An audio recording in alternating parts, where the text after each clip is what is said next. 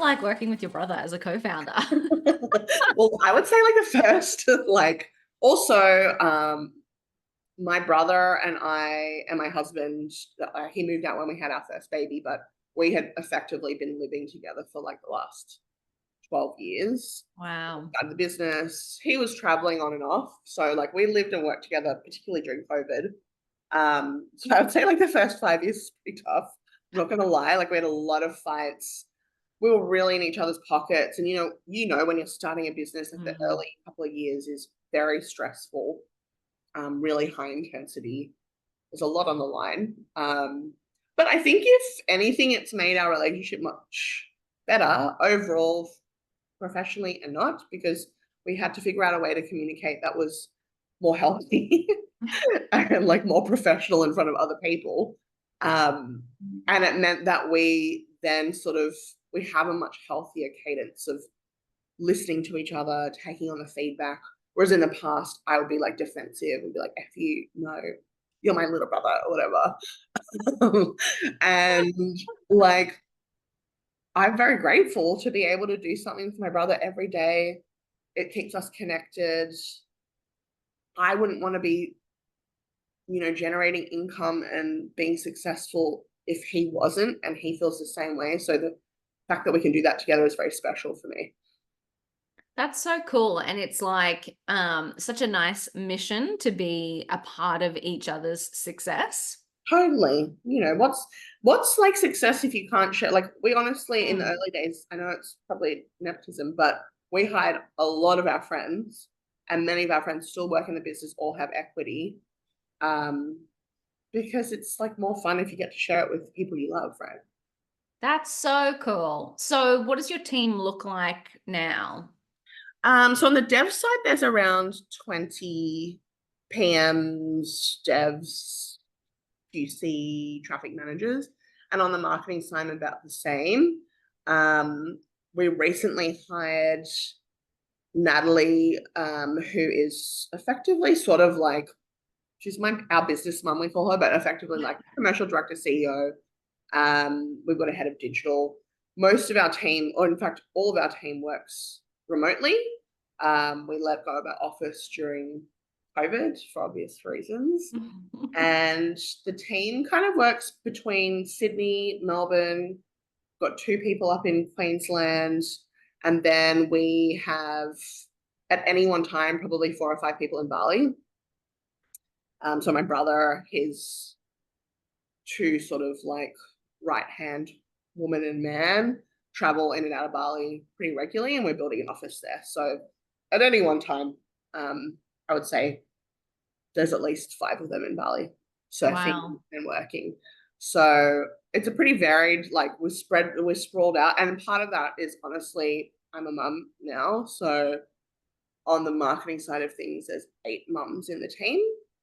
And that is like part of my purpose or mission is to make a really flexible workspace for the most talented women I know to be able to execute what they can effectively, but also pick up those kids from school or, you know, there's always at least one little human in the background of a Zoom with a client. None of that bothers me at all. I think it adds to our success.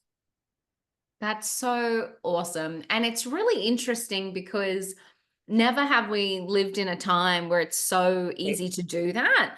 But Totally. people, not everyone's on board yet. No, and in fact, I think there is, at least with some of the bigger businesses, a sort of reversion back to Mm. IRL. Um, and we've just kind of taken a stance that we will never have an office again. We will always be remote.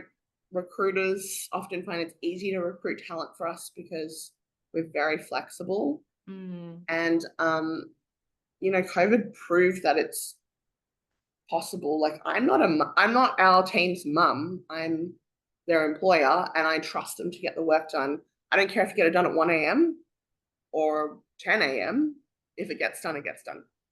Yeah. It'd And be like it's standing over your shoulder in the office, like wait. yeah, totally. Like, yeah, exactly. It's just wild, like how many people have like gone, oh no, we have to go back to that way. It's like, why? Like things operated fine when everyone was remote. It's just really bizarre. I know. Do you have any tips for people who do manage remote teams? Like, has there been anything that, apart from being amazingly flexible, has Yeah. there been anything that's been critical for you to making sure that people actually do the job that they were hired for? Yeah, I think ultimately has to be a level of trust. Um and I think that any decent human being, when you give them the trust and confidence and empowerment to do what they need to do, and a healthy, safe working environment, 9 times out of 10, they're going to do it. And so I just trust in our team. I think a lot of it also just comes down to hiring for like cultural fit. We've, of course, made lots of mistakes with hiring. That's been, I think, my biggest challenge in business is hiring. But the people that we've kind of curated and have stuck around and they're experts in their field genuinely have a love and passion for what they do. And I think that just comes down to like culturally how we all come together. And there's other ways to like foster community. I think everyone really has each other's backs. We will do IRL meets where we can, or fly people in to see us, or send everyone little like coffee, lunch, date vouchers so they can hop online and we can chat. So I think we don't never want it to feel cheesy and forced. Like I think a lot of that like sort of corporate coffee time, wine time Mm. stuff can feel very forced, and that's not our vibe. But I think just by nature of who Alex and I are, we've been able to curate a culture that reflects that. Yeah, it's really interesting because I think back to when I worked in corporate and there was like an expectation of doing Friday afternoon drinks. Probably.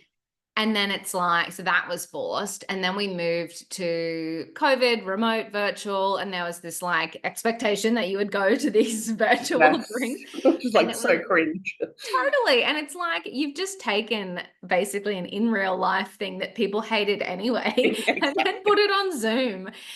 There wasn't like any kind of consideration for what people actually wanted out of their workplace. No, no. I mean, there might be people that enjoy it, and like more power to you if that's your Yeah. vibe. But like, I think like forced cultivation of like community just never works. It will happen organically or it won't. Mm. Um, and so we've just been very lucky. I think part of it, probably, to be quite honest, is because it was formed like we are a family business first and foremost. And we initially built the business by hiring our friends. So I think there was already that element of sort of familiarity with our team that's allowed us to build. We never want to be one of those like startup businesses that's like we're a family. That's not the vibe, but it is just about respect, inclusivity. We respect our team's time, and I think just making sure that everyone feels supported.